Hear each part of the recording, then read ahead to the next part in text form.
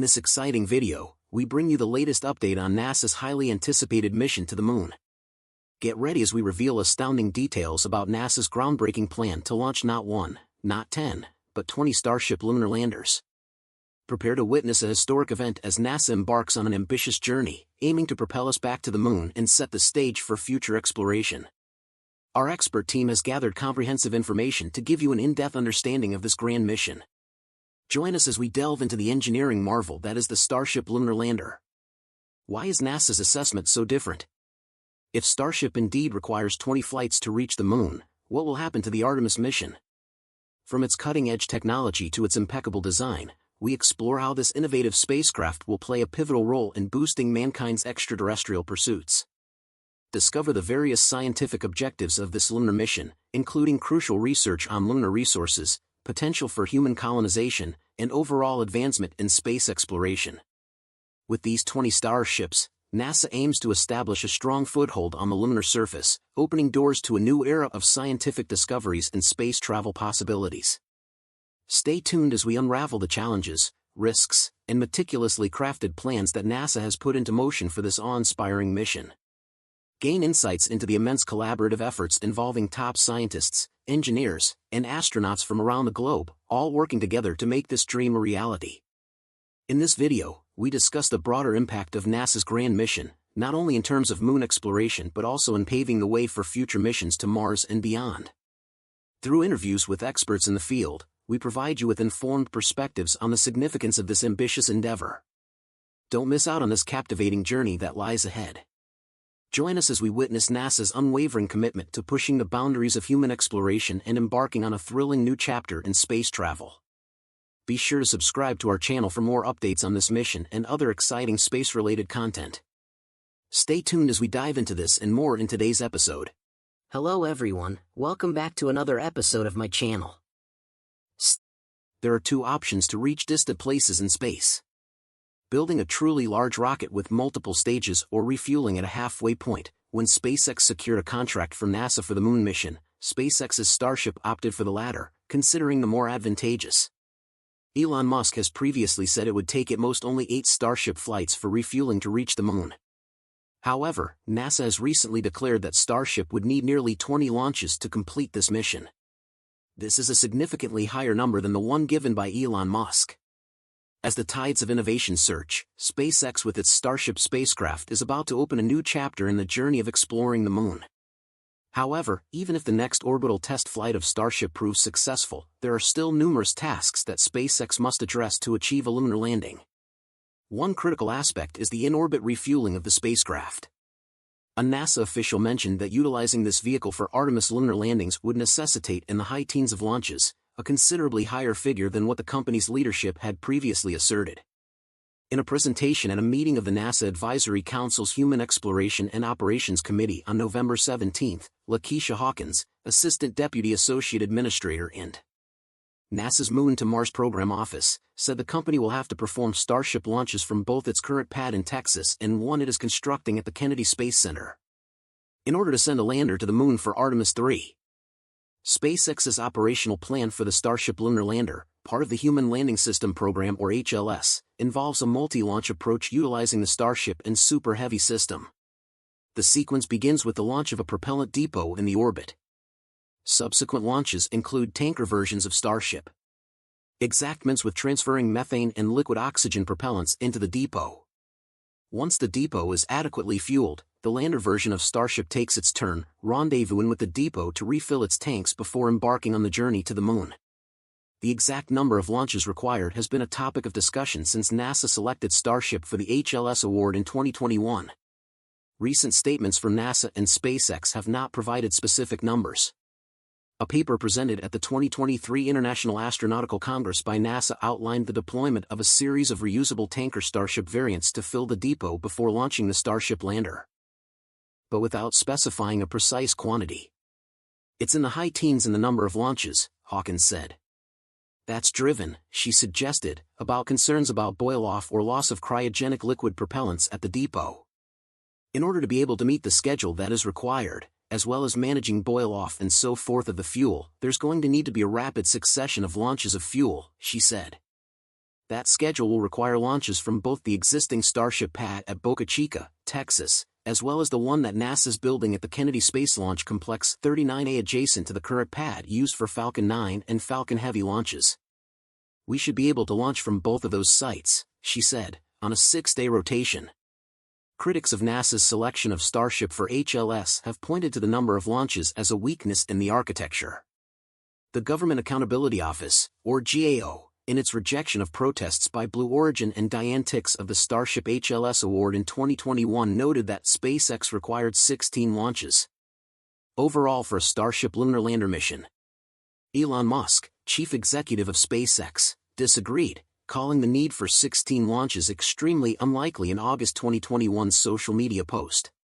He said a max of 8 tanker launches should be needed to fuel the Starship lander, adding, it could be as few as 4. Development of the Starship lander has frequently been seen on the critical path for the Artemis 3 mission, given that both the Space Launch System and the Orion spacecraft have flown. However, earlier in the committee session, Jim Free, Associate Administrator for Exploration Systems Development, argued that many more factors are going into that mission. The agency is currently investigating the root cause of the extensive damage to Orion's heat shield in the Artemis I mission, attributed to the unexpected mechanical release of some abcode intrusion shields. Meanwhile, the SLS consistently faces funding shortages for completion, and there are even opinions dismissing the rocket due to its high costs. Somebody asked me this week would I want more budget, and I said sure, of course, more budget would be great, but budget stability is something we could really benefit from, as Free said. In addition, Free also expressed interest in the new space travel suits currently being developed by Axiom Space and the addition of a docking port on Orion. Yes, the lander is absolutely important, we can't go anywhere without it, but we can't go anywhere without the suits. His comment came a day before the schedule launched at the second integrated Starship and Super Heavy vehicle, designated OFT-2, which is a key milestone in the development of the Starship vehicle and thus for Artemis. I hope everybody across all of these programs is cheering that on, he said at the launch. We need OFT-2 to go. Indeed, at this point only Starship can be a lifeboat for the U.S. space industry. Currently, there are about 3 Falcon Heavy missions scheduled for next year, but SpaceX seems to want to create a special thing with one of those Falcon Heavy missions, land and reuse all 3 boosters. This was revealed by John Edwards, Vice President of Falcon Launch Vehicles at SpaceX, in his tweet. Next few heavy missions all require us to expend the center core, but should have at least one mission next year where we recover it, Astrobotic Griffin. The Griffin mission that John Edwards mentioned is currently scheduled for around November next year. This will be an important task that greatly supports Artemis missions taking place in the coming years. They tried to do this on Falcon Heavy's first 3 flights, but failed or were not completely successful. Since then, Falcon Heavy flights have not attempted to land the core booster, but SpaceX's next effort has absolutely a basis for success. Over the years, SpaceX has upgraded its vehicles a lot. Especially through the Falcon 9 flights, SpaceX has gathered a lot of experience in landing boosters on drone ships. Landing the Falcon Heavy core booster will be similar to what they usually do with the Falcon 9's booster, although it will be a bit more difficult since the core booster will return from a higher altitude. If SpaceX can land the core booster on the drone ship along with the 2 side boosters on the landing pad, it would be a big stride for their Falcon Heavy project. Being able to land and reuse the entire first stage will further strengthen the cost optimization strategy they are applying, helping their project develop more strongly and sustainably. Once successful, this feat would have a strong impact on the aerospace industry, especially NASA, which often underestimates the Falcon Heavy when compared to their SLS. In fact, in terms of design, the SLS has some better figure statistics than the Falcon Heavy. With a maximum height of up to 111 meters and a diameter of 8.4 meters, NASA's rocket is bigger than the Falcon Heavy with a height of 70 meters and a diameter of 12 meters.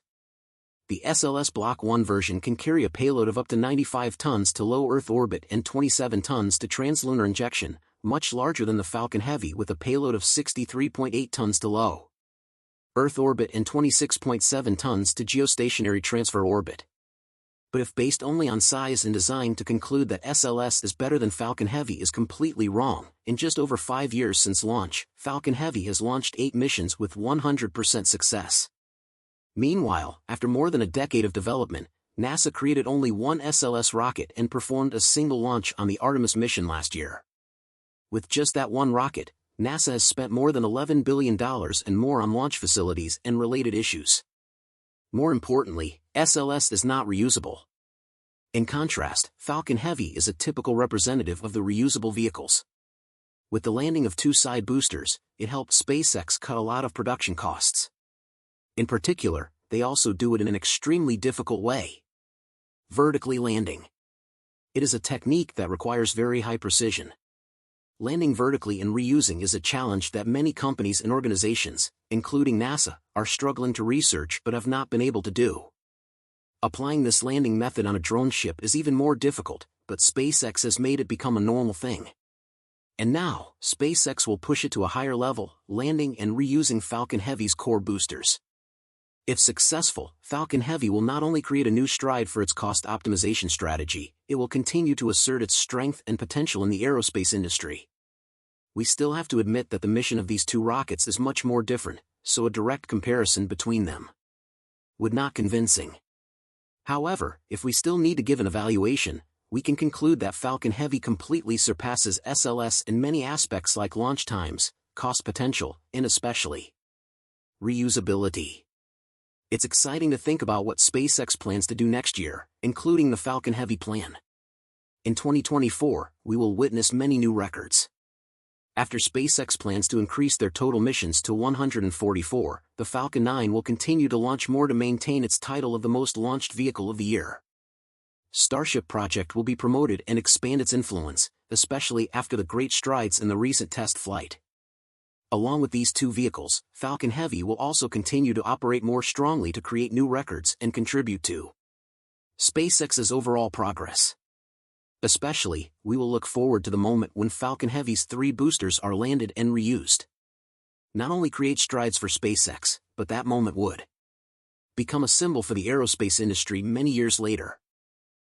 And that's about it for today's episode. Thank you so much for tuning in, and that's all for today's update. If you enjoyed watching and found it useful, please make sure to subscribe to my channel and hit the like button. And if you want to support our channel and if you want to be up to date, you can become an exclusive member, so click on our perks through the link in the description below. Thanks to watching and see you next time.